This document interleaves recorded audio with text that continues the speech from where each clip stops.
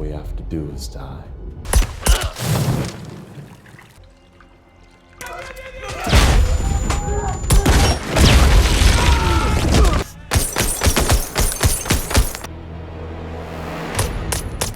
No!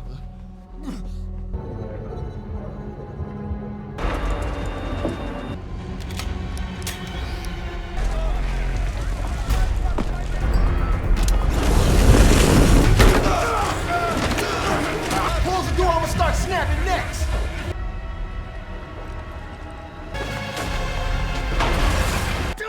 Today we're going to recap a 2021 movie titled Without Remorse. In the first scene, two rebels are swiftly killed by a squad of Navy SEALs that emerge from the water in Aleppo, Syria. CIA agent Ritter meets with the SEALs, including John Kelly, to go over the specifics of their upcoming mission. Ritter asks them to help free a CIA operative who is being held captive in a neighboring building. Ritter nonchalantly tells the team that he doesn't know how many insurgents they would encounter, which makes him and John argue. The gang approaches the target building that evening, stealthily removing a lookout before blasting their way inside. They run upstairs, where they are shot at but manage to kill the troops with ease. Before seizing the captive, the crew kills every man as they dash inside the room. Ritter brushes off John's later revelation that the men they killed were former Russian soldiers rather than Syrians. As they are about to leave, the hallway collapses due to an RPG ambush. John survives, but just a handful of guys perish. Greer, Ritter's commander, has fallen a floor below, but he walks away without helping her. John and two Marines stay behind while Greer is attacked. John jumps into the pit and joins Greer in fighting the guys after they discover they are at a Russian arms storage facility and Ritter has deceived them. As the two head for the door, John deftly ambushes two men who are waiting, swiftly murdering them both. Ritter just laughs at them as they catch up to him as he gets into the chopper and demand explanations. Greer gives John the order to back off after he violently grabs Ritter. Ritter then destroys the weapons stockpile with an airstrike. 3 months later, at John's parents' house, John and his wife Pam are having a good time with friends during their 6th month of pregnancy. John is excited to accept an offer to work as a private security guard after leaving the Marines. Rowdy, John's former Marine comrade, is shown with his wife and kids in North Carolina. He is killed when a van runs him over when he is outside taking out the trash. Keith, a former Marine in Atlanta, however, is stuck behind a vehicle due to traffic. Men appear out of nowhere and start shooting, killing him right away. After the party, John and Pam get home and get ready for bed. Before he tries to get some cheeks from Pam, who is tired and would rather sleep, he talks about his soon-to-be baby girl. Unaware that some men are outside cutting his electricity, he goes downstairs to unwind and listen to music. Luckily, a power outage on his laptop notifies him that there is no electricity. Then he hears a sound on the floor and grabs his flashlight and a gun. In the meantime, the team fired rounds at the bed as they ascended the stairs and went into Pam's room. The shooter is eventually killed by one of the men. John runs into one man at the top of the stairs and shoots him dead. He takes on the last assailant in a gunfight after eliminating another. In pain, the two guys laid there. John pushes himself to his feet and stumbles out the door as the assailant tries to shoot him but runs out of ammunition. At last, John summons the bravery to crawl into the bedroom and call for Pam. When he reaches the bed, Pam is dead, and he sobs while holding onto the sheets before passing out. John's life is in danger as the CIA rushes him to the hospital. Ritter suggests that the SEALs might have gotten themselves into some serious problems and that they will be investigating all leads during the briefing that the CIA and Marines have on the attacks on the Special Forces unit. After the meeting, Greer confronts him angrily, protecting her men's honor. Ritter icily tells her that they are investigating when she asks him to explain what is happening. John is having a seizure, is unconscious, and is having dreams about Pam. When John wakes up a few days later, Greer is standing next to him. He finds out that neither member of his family survived when he asks about his child. Greer has no idea who was responsible for the attack, but John tears quietly before demanding to know. He adds that the attackers were experts. He tells her about the man who escaped and the dead man he found in the bedroom. Greer doesn't have any information, but even if she did, she couldn't give him the name he needs. Later, when Secretary of Defense Thomas Clay visits Greer in her office, he says that Greer's father commends her judgment. John has a plan, so Clay wants to know if they can trust him. John starts his recovery right away. Ritter, unhappy that Greer attended his briefing, dismisses him when Secretary Clay calls him to a meeting. Ritter shows them a picture of the FSB chairman's son, who was murdered during their raid on the Russian weapons cache and whom Ritter believes was behind the Marines' vengeance attacks. Greer asks who the fourth attacker is after spotting 3 pictures, but in a startling admission that the CIA had concluded the case, Ritter brushes this point aside, leaving the scores tied. Greer is furious to hear this, and Clay acknowledges that he has few choices if the CIA has closed the case. John is soon caught up with by Greer, who extends an invitation for a drink. Now that she is aware of John's love for Ritter, she tells him about the CIA's choice. Greer then explains to John that the fourth attacker is a ghost while displaying the pictures of the other 3 that she had taken from Clay. Greer characterizes Andrei Vasilyev, a former FSB agent, as untouchable, and he issued all of their passports. John returns to his house, which is still a crime scene, a few nights later. He sobs as he enters his room, lamenting the death of his family. He enters the basement and takes money and a cache of firearms out of the heater. He prepares his firearm upstairs and then pours himself some drink. Playing drunk, John staggers to his guards and chases Andrei down to the embassy. He is arguing with the guards when he sees Andrei go away in a car. Before long, he is behind the caravan in his pickup. He alleges that a member of Andrei's convoy pointed a gun at him to 911. Andrei is left alone on the road when the police finally pull over the car. John abruptly crashes into their vehicle, pinning it. While Andrei tries to flee and burns the automobile, John pours gasoline on it. Then John shoots the driver and holds a gun to Andrei as he dashes into the flaming car. When Andrei hesitates, he shoots him in the leg and demands to know the name of the fourth attacker. John is then told by Andrei that he is the targeted victim and therefore a threat. Andrei is forced to reveal his name, Viktor Rykov, after John shoots him in the chest, puncturing his lung. After killing Andrei, John turns himself into the police officers who have gathered at the scene. As soon as word gets out about the Russians attacking the Marines, the administration and CIA keep trying to hide it. Ritter tells Clay that they believe Greer gave John the information. Clay tells Ritter that John shook a tree they couldn't, so they should wait and see what comes out. Ritter is worried that he's giving the Russians the wrong message. John faces a life sentence in prison at the moment.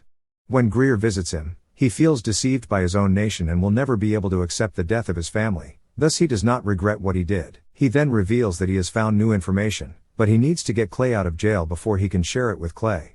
John is called back to his cell when he hears a Russian speaker outside his door. After a few minutes, a guard comes up to him and tells him to face the wall since they are going on a vacation. When John refuses to move, the guard storms out. Then John reaches for a towel and begins to wrap his fist. In anticipation of the upcoming conflict, he removes his shirt and starts filling the cage. As soon as armed guards enter the room, John loses it and starts beating the men. Then he snatches one by the neck and threatens to kill him unless the others close the door. The men nod, but more guards show up at the door shortly after. Just then, U.S. Marshals show up. Marshals provide John a cell phone after stopping the guards. While on the phone, Greer advises him to follow the marshals since they would lead him to freedom. John is guided to a black site by Clay, Ritter, and CIA Chief Sarah. John introduces himself as Viktor Rykov because they are curious about what he has found. Although Sarah is shocked that he knows the name, she maintains that Viktor has passed away. Until he is forced to acknowledge that Viktor is the men's leader, Ritter tries to hide the reality. Sarah and Ritter are concerned since John quickly identifies him in the pictures. John is adamant about joining the squad, but Ritter is adamant about finding Viktor alive and bringing him in. At first, Clay declines, and Greer, shockingly, agrees, saying that John is unqualified. However, Greer later has second thoughts and tells John that he would be sent back to prison following the mission. The group will then board a commercial jet and leap over Russia once John joins up with the others in a hangar. After telling the crew that he would meet them there, Ritter departs to go on his own journey. John mockingly questions Greer about her claims during the trip, but she was merely keeping an eye on him. John blames himself because he thinks his family may still be alive if he had left the Marines sooner and hadn't gone on that assignment. When Greer informs him that this is an extraction mission, he dismisses her and plans to wreak his revenge. A Russian fighter plane joins the team just as they are ready to jump at the drop zone. He is told to detour by the pilots as they approach him. The Russians fire a missile at the plane's engines when the pilot declines, causing it to crash in the middle of the ocean. Greer tells them to get off the plane, but John won't let go of the equipment as they need it to complete the task. John dives with the plane as it begins to sink. Reaching for one bag, he attaches a float after collecting air wherever he can. Now that he is out of breath, he attaches one final bag and uses it to get back to the surface. He nearly succeeds, but his team helps him onto the inflatable boat he saved, and they head out quickly to complete the job. When they get to town, they go to their safe house. John is going to investigate because he thinks Ritter may have been engaged in the planned attack. John and his squad storm in and take Ritter and his team hostage while they are watching the news about the jet. John takes Ritter by the neck as he tries to explain himself. Ritter maintains that he did not sell out the Marines and is merely trying to reach Victor. Ritter goes to change his pants after John finally lets him go. Ritter and his men, together with the Marines, soon arrive in a van at a building across from Victor's hiding spot. Greer watches him and worries when John looks through his sights for Victor, but John tells her he is only looking. John leads the team as they later infiltrate the building. John tells them to wait while he checks ahead as they climb the steps, but he unexpectedly locks them on the other side of a gate before continuing by himself. Victor yells John's name as he enters the apartment, where everyone has died. John pledges to cover Pam after Victor reveals that he is employed by the CIA. Victor, wearing a bomb vest, is confronted by John, who implies that they are both involved in a greater conspiracy. Victor tells John he's a patriot before blowing himself up, but John encourages him to talk so he can learn more. John tells Greer that Victor was waiting for them when the rest of the team comes up with him. One of the soldiers is wounded as a sniper unexpectedly hits them. When they can't find the sniper, John points him out with a piece of broken glass. When a second sniper appears, they try to get to their wounded buddy while John supplies cover fire. They find shelter and barely avoid the gunfire.